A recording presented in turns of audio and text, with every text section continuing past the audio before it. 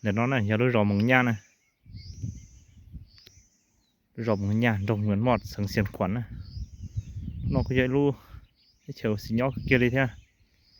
นี่สิเราไม่เป็นสังกูจะยอดจงเกิดแท้น่ะรู้รอจะยอดโดนด่า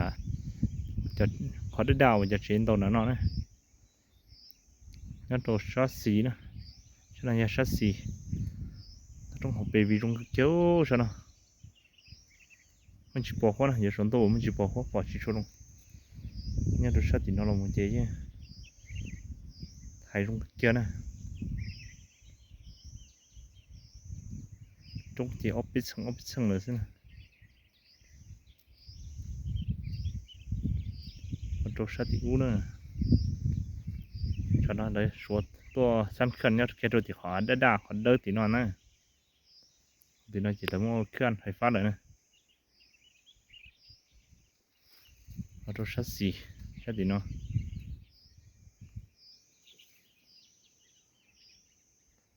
เราจะจงถกกันนะ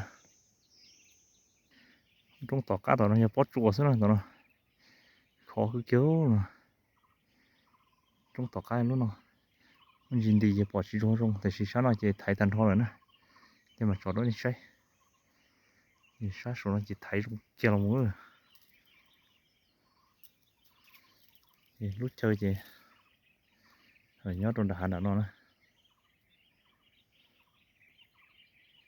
โดนด่าจุดขนาดนั้นนะ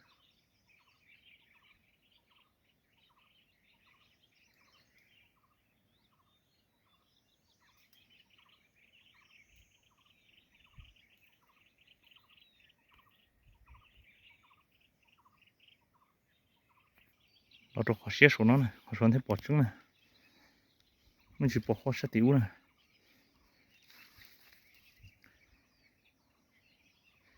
ชาติน่าจะคือแค่ตันทอลมูนะแค่ลมูตันทอเลยใช่ไหม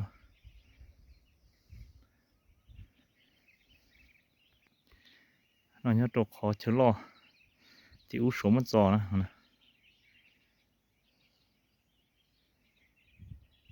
มันจอนะมันได้ถอยอยู่มันจอตัวหนอนรอเจชัวก็ยังมันจอนะ